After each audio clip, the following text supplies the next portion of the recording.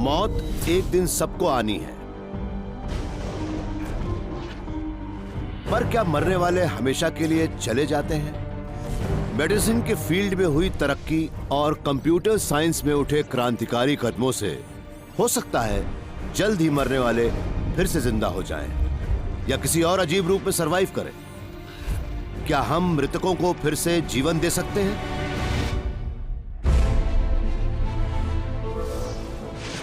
Space, समय और जिंदगी, ब्रह्मांड के ये रहस्य हम जानेंगे थ्रू द वर्म होल।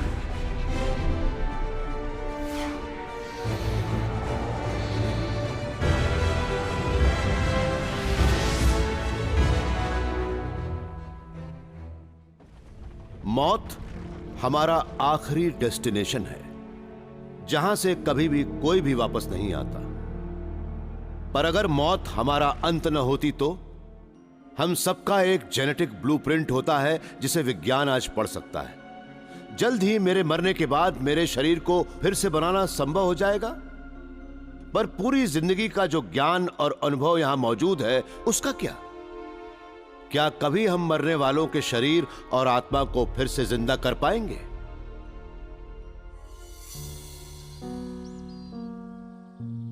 हम सबको एक न एक दिन मौत का सामना करना है। हमें किसी को भी, जिसे हम कितना भी प्यार करते हो और कितना भी अपने पास रखना चाहें, एक दिन विदा करना ही पड़ता है। मेरे पास एक डॉग था जिसके साथ एक्सप्लोर करना मुझे बेहद पसंद था,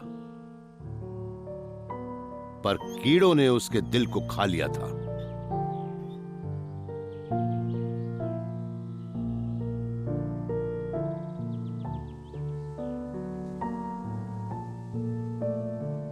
हमेशा के लिए अलविदा कहते हुए बहुत दुख होता है, मगर यह अनअवॉइडेबल है।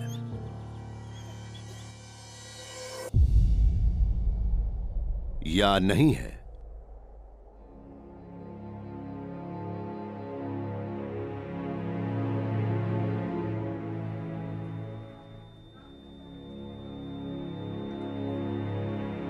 ये मरीज मर चुका है।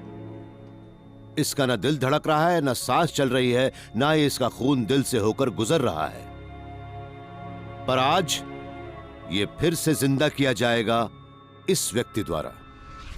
ये हैं येल न्यू हेवन हॉस्पिटल के हार्ट सर्जन जॉन एलएफ ट्रियाडिस।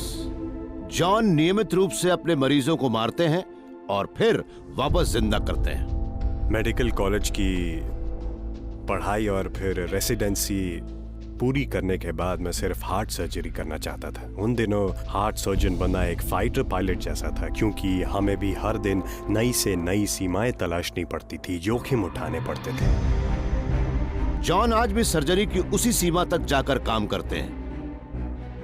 आज वो एक बुरी तरह से डैमेज्ड दिल को रिपेयर करने की कोशिश कर रहे हैं, जिसे तब तक ठीक नहीं किया जा सकता जब तक वो काम करना बंद नहीं करता। उन्हें इस दिल की धड़कन रोकनी होगी, पर ऐसा करने से मरीज के दिमाग को खून मिलना बंद हो जाएगा, जिससे उसे ऑक्सीजन नहीं मिल पाएगी। जॉन को ऑपरेट करने के लिए 45 मिनट चाहिए। साधारण तापमान पर दिमाग सिर्फ 5 मिनट बाद ही मरने लगता है। इसके लिए उन्होंने एक अनोखा हल निकाला है कि मरीज को बर्फ में जमाकर सस्पेंडेड एनिमेशन की हालत में ले आएं। दिमाग खून के मिलने में एक पल से ज्यादा की रुकावट बर्दाश्त नहीं कर सकता। अगर वो रुकावट कुछ मिनटों से ज्यादा हो जाए तो दिमाग के सेल्स मरने लगते हैं। ऐसे में सिर्फ कम तापमान का प्रोटेक्शन ही हमें दिमाग को सुरक्षित रखने में मदद करता है, जिसे ऐसे वक्त पर सबसे ज्यादा खतरा होता है। मरीज के पूरे गर्म खून को उसके शरीर से निकालकर एक बाईपास मशीन से गुजारा जाता है, फिर वापस उसकी वेन्स और आर्टरीज पंप कर देते हैं। इससे उसका तापमान धीरे धीरे 18 डिग्री सेंटीग्रेड यानी 55 डिग्री फ़ारेनहाइट तक पहुंच जाता है। हालांकि उसके सेल्स और न्यूरॉन्स की एक्टिविटी को मापा नहीं जा सकता। अगर कोई जनरल प्रैक्टिशनर या कार्डियोलॉजिस्ट या वैसा ही कोई दूसरा एक्सपर्ट यहाँ आकर इस मरीज को एग्जामिन करे तो इसके सभी फिजिकल साइंस को देखकर यही कहेगा कि ये मरीज मर चुका है। ऐसे मौकों पर हार्ट और लंग मशीन और रेस्पिरेटर, वो डिवाइसेस जो मरीज को जिंदा रखती हैं, बंद कर दी जाती हैं। उसकी न सांस चलती है, न ही खून पंप होता है। वो एक ऐसी हालत में होता है जो मौत से बिल्कुल मेल खाती हो। जॉन के पास सुरक्षित सर्जरी के लिए सिर्फ 45 मिनट है। 1 घंटे बाद ब्रेन डैमेज शुरू हो जाएगा। यही वो वक्त है जब उनका दशकों का अनुभव काम आएगा। ये अभी भी सस्पेंडेड एनिमेशन में है, इसलिए हमारे पास सेफ्टी में जाने के लिए 15 मिनट हैं। आखिरकार जॉन और उनकी टीम 7 मिनट रहते ही सर्जरी पूरी करने में कामयाब हो जाते हैं। एक तरह से ये मरीज 38 मिनट तक बेजान रहा है। वो लाइफ सपोर्ट द्वारा धीरे धीरे उसे वापस जिंदा लोगों की दुनिया में लाते हैं और उसके दिमाग को नुकसान भी नहीं पहुंचता। मैं खुद हैरान हूं कि ऐसा भी किया जा सकता है।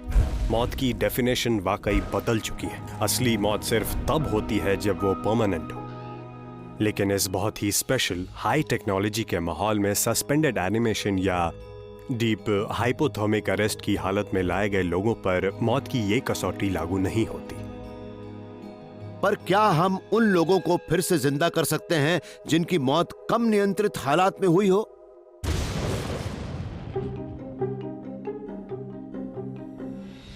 Lens baker university of Pennsylvania के सेंटर फॉर रिससिटेशन साइंस के डायरेक्टर हैं। वो मानते हैं कि किसी को फिर से जिंदा करने की चाबी खुद उसी के भीतर छिपी है।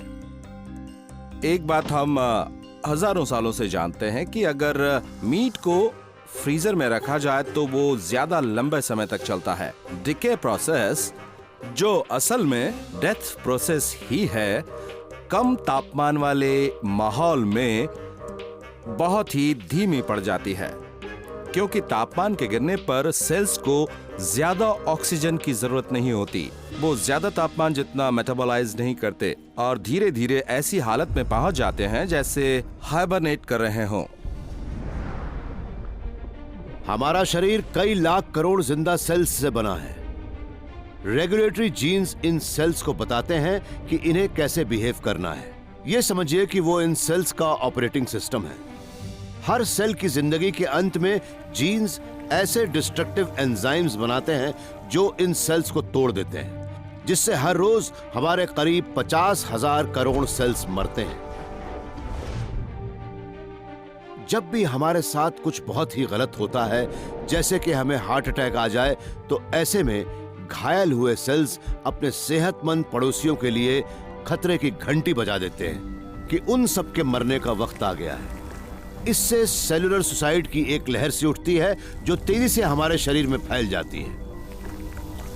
हमारी मौत कोई दुर्घटना नहीं है, ये एक बायोलॉजिकल प्रोग्रामिंग है जो इस बात को नियंत्रित करती है कि हमारी मौत कैसे हो, और उस प्रोग्रामिंग में ही उसे बदलने का राज भी छिपा है, जिसकी मदद से हम किसी व्यक्ति को वापस जिंदा कर सकते हैं।